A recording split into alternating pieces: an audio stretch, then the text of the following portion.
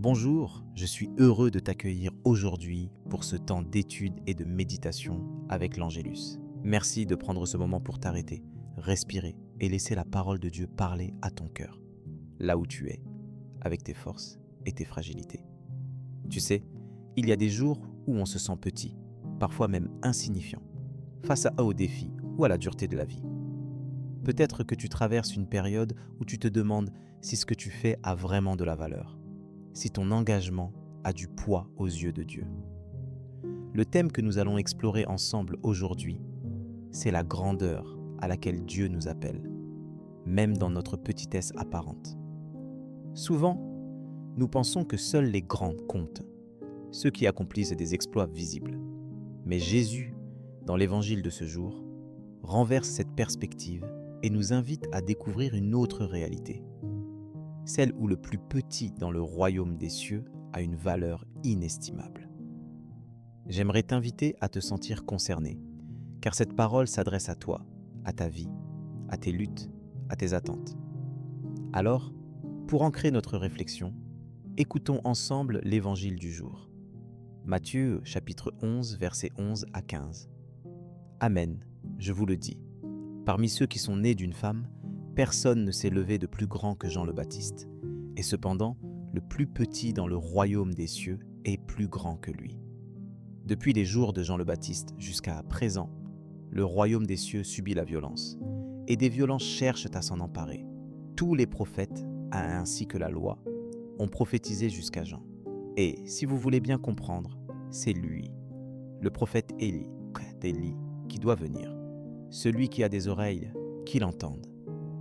Dans ce passage, Jésus parle à la foule alors que sa propre mission sur terre prend de l'ampleur et que Jean le Baptiste, celui qui a préparé ses chemins, est en prison. Jésus rend hommage à Jean. Il n'y a pas eu de plus grand homme né d'une femme. Mais, surprise, il affirme que le plus petit dans le royaume des cieux est encore plus grand.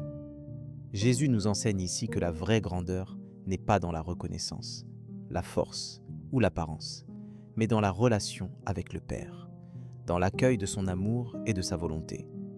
Peut-être que tu te sens parfois comme ce petit du royaume, ordinaire, invisible ou même dépassé par la violence qui semble régner autour de toi. Tu n'es pas seul. Jésus sait ce que tu traverses. La parole de Dieu vient t'encourager. Même au milieu de la lutte, même quand le chemin est rude, tu as une place unique, précieuse aux yeux de Dieu.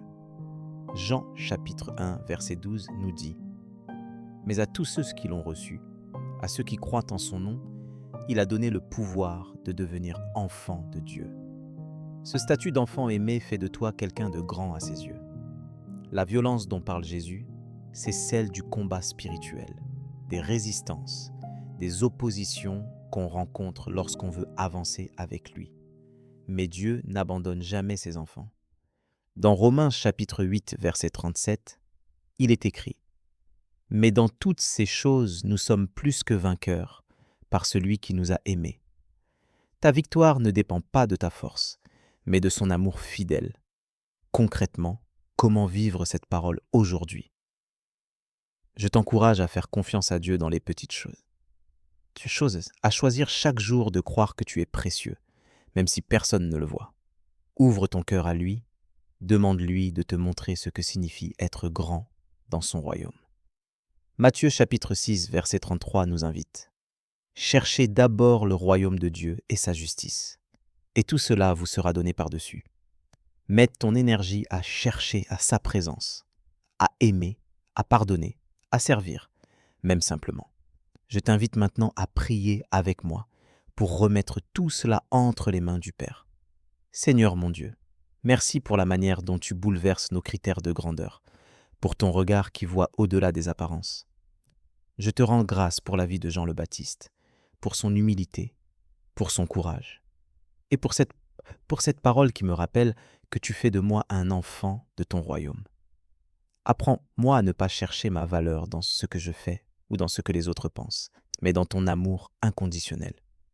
Donne-moi la force de traverser les luttes, les tempêtes, les moments de doute, sachant que tu es avec moi à chaque instant. Rappelle-moi que, même dans la faiblesse, tu fais briller ta lumière et que ta puissance se révèle dans la fragilité. Viens fortifier ma foi, renouvelle mon espérance là où je me sens petit ou découragé. Aide-moi à te chercher d'abord, à placer ta volonté au centre de ma vie et à grandir dans la confiance que tu t'occupes de mes besoins. Donne-moi un cœur qui écoute, qui obéit, qui persévère, même quand la route est difficile. Que je sois chaque jour un témoin simple, mais authentique de ton amour autour de moi. Seigneur, permets-moi de m'ouvrir à la nouveauté de ton esprit, à croire que tu peux accomplir de grandes choses à travers ma petitesse. Apprends-moi à aimer comme tu aimes, à pardonner comme tu pardonnes, à servir sans attendre en retour. Que je sois un instrument de paix et de bonté là où tu m'as placé.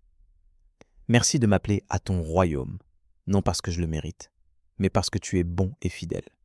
Je te confie mes peurs, mes attentes, mes projets. Viens les habiter de ta présence. Que le souvenir de ta promesse me soutienne chaque jour et que je n'oublie jamais que tu m'aimes d'un amour éternel. Dans la confiance,